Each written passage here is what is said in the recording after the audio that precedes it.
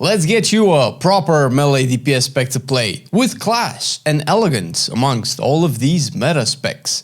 In this video you will learn quick how to play Windwalker in dungeons and raids, even in world content in just a few minutes. This patch, it's all about Shadowpan in all content, almost. Conduit is very close and honestly a bit more fun, but until it gets a few buffs it will be behind Shadowpan right now. So start doing dungeons with this build. Most Shadowpan builds are very similar with a few key differences that don't really impact your rotation as far as talents go.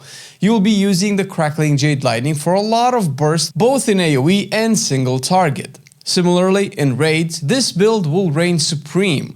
You'll focus more on Rising Sun Kick, as you would expect, but still carry a fair bit of AoE cleave that will work wonders on bosses with adds, the Soul Hunters, or just a pure single target fight. You are actually a good raid spec, despite what the damage meters may say, and a good raid leader will know why. In open world, you can play this build and the major change you will feel is Zuen's bond that reduces the cooldown of Zuen, since delves are a bit more fast paced and require less big burst, but rather more frequent moments of damage. You can get these builds from the description, simply copy and paste the codes in your talent loadouts and start punching and kicking. We also recommend checking the Peak of Serenity guide for more details, explanations and advanced tips. Windwalker is not really complex, but if you do want to take yours to the next level, our guide will cover the quick basics so you can play stress-free. But Babylonius' guide is definitely a must-read for pushing higher end game content. How does Windwalker work and why is Shadowpan slightly different than the regular Windwalker? I'll explain both, but first a shout out to our Patreons. They are making these guides possible in a time where most WoW players don't watch these as much as they do tier lists. Ironically, if they did, they wouldn't need to watch tier lists. But the point is, we couldn't be doing these without our Patreon support. And if you find this guide helpful by the end and want to make more of them possible, in the future of course, go to patreon.com/Marcelian&Flame. You will find a bunch more stuff there like early access to these guides, bloopers and many more. Windwalker is a simple melee DPS with a quirk. You have two resources similar to Rogue with energy and chi instead of combo points. Tiger Palm is the most important ability since it uses energy to generate chi. You generate chi from some other procs, but focus on Tiger Palm for now.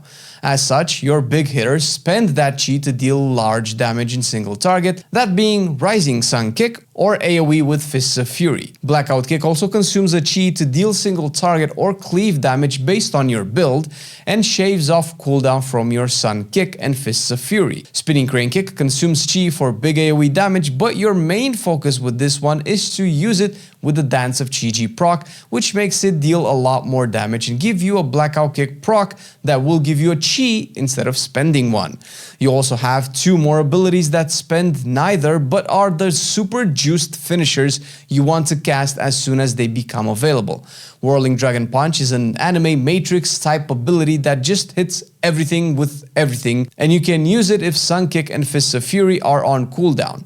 Crackling Jade Lightning will transform with the builds we gave you into a Palpatine Jedi Lightning Elemental Shaman superpowered 5 targets nuke 'em down type ability. Tried my best to describe it properly and I think that sums it up pretty nicely.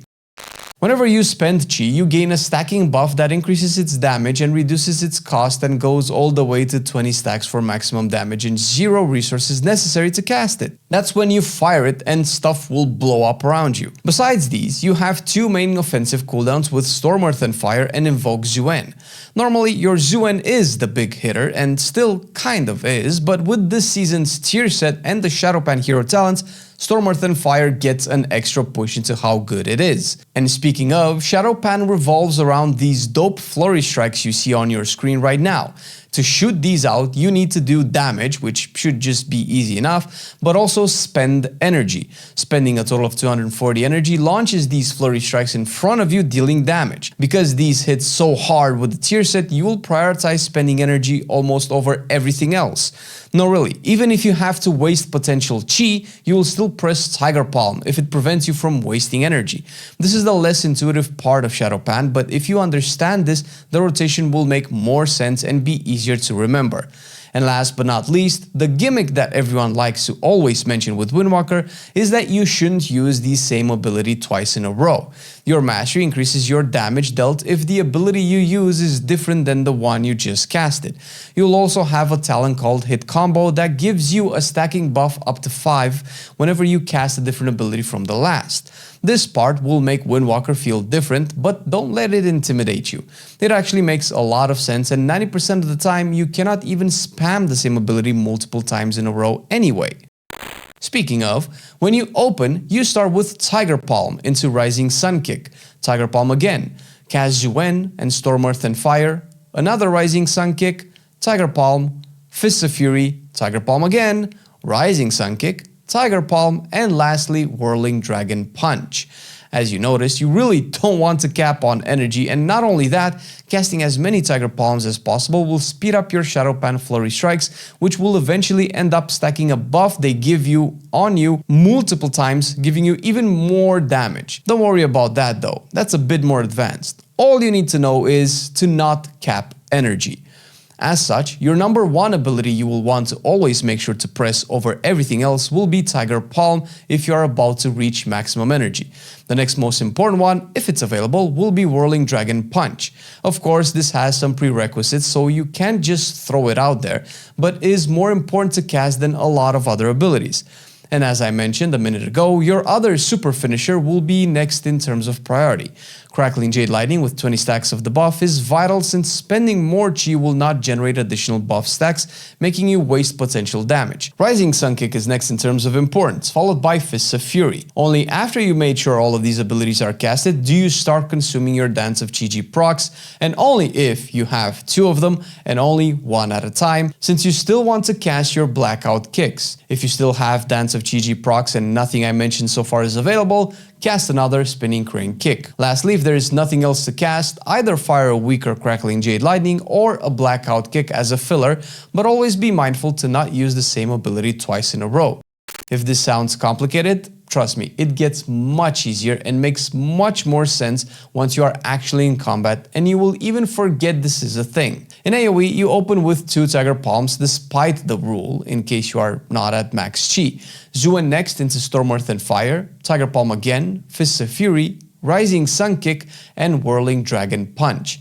This is the only time you forget about your mastery rule, since you want to start your AoE rotation with max resources and all of your AoE abilities fired quick, that being Fists and Dragon Punch. As far as your general rotation is concerned, once you are done with your opener, you will still want to keep Tiger Palm as the number 1 ability to look out for. No capping energy will be the most important thing to do in AoE as well.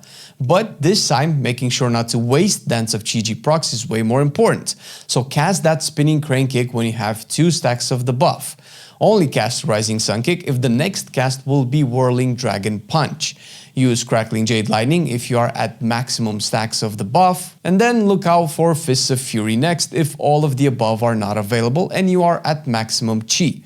Use Spinning Crane Kick regardless of the Dance of Chi buff. You should also use Rising Sun Kick here if you have the Zuen Battle Gear buff. This is a buff you get after using Fists of Fury, making Rising Sun Kick have 40% extra crit chance, and if it crits, it reduces the cooldown of Fists of Fury. This buff lasts only 5 seconds, and you either need a weak aura to track it, more on that at the end of the video, or simply remember to cast a Sun Kick after Fists of Fury is done, if you took care of all the other conditions I told you about.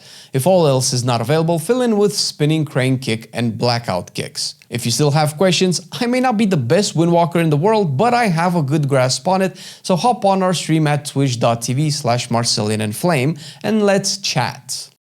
I didn't mention an iconic ability, which is Touch of Death, but that is really only used once per boss fight and rarely in AoE. Just use it when it is available as extra damage to kill stuff faster. As far as what can set you apart from the other monks and classes, there are a few things you want to consider. Don't forget that your group and raid buff Mystic Touch, that increases the physical damage dealt by your friends, only works on enemies you have damaged. If you find yourself in situations, mostly in raids, where there are new enemies you cannot reach and there are no other monks to touch them, you need to either get close and hit them once with something or use Crackling Jade Lightning for it. It's a bit iffy since you lose out on the damage from your big lightning burst, but in situations where that enemy will be away from you for a long time and there are a lot of warriors, hunters, rogues and such, the 5% physical damage gain they would get, allegedly, can be worth more. This is a quick tip, don't worry too much about it though. The fights this season in the raid and dungeons don't really put you in situations where you cannot reach all of your enemies as they spawn. Let's talk about Ring of Peace. This can be the best thing you do to a group of enemies or the worst thing you can do if used incorrectly. Ring of Peace is an impassable terrain for enemies that can suffer crowd control, creating a zone in which they cannot enter. If you drop it on their heads, they will be forced out of it in a concentric fashion, meaning that not all enemies will be pushed away in the same direction, but rather in a straight line away from the center of your ring. You have to use a bit of geometry here to put the ring exactly right to not throw enemies in all directions, especially on fights like Araz in the raid, where the adds need to be prevented from reaching the pillars. Once you get the hang of this, you can save party members from being attacked by enemies, reposition packs, interrupt casts, help tanks with grouping, and so much more. Your mobility is unparalleled and a tool that can make you seem like a literal anime character. On top of rolling and flying, kicking from A to B, you have Tiger's Lust that breaks move empowering effects and gives speed boosts. Think of it as a better blessing of freedom in most situations. You also have Transcendence and Lighter Than Air. With Transcendence, you can cheese mechanics that would kill other people. There are the fights with incoming waves of damage that you can use this to skip the mechanic entirely. Traverse vertical terrain, enable early RP and skips, and so much more. Lighter Than Air is an ability that activates after you roll. When you use your roll, jump once and while in the air, jump again, and instead you will dash mid-air.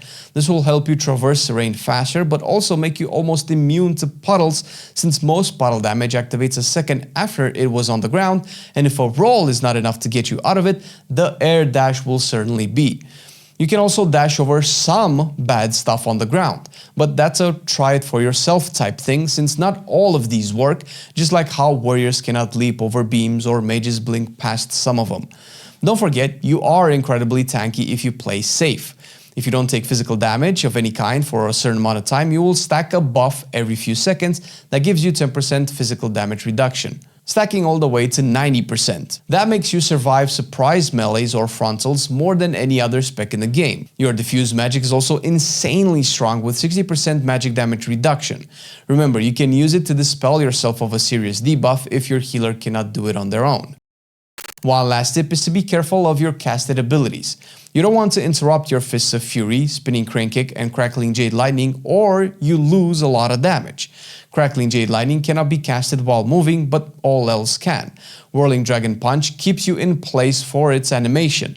On bosses like Gigazap from Floodgate, you need to wait for a line to go out, sidestep it, and then use Dragon Punch. Always dodge the pad before using this and Jade Lightning so you are not caught off guard and potentially killed. For your gear, trinkets and other things, the most correct way to get the best is by simming. I have to say this to point out two things. One, that the power from items is not always obvious, and two, if they are of equal item level, the difference is usually small, but still important enough if you want to perform. If simming is not for you, then go for whatever has the most agility, so that's eye level 90% of the time.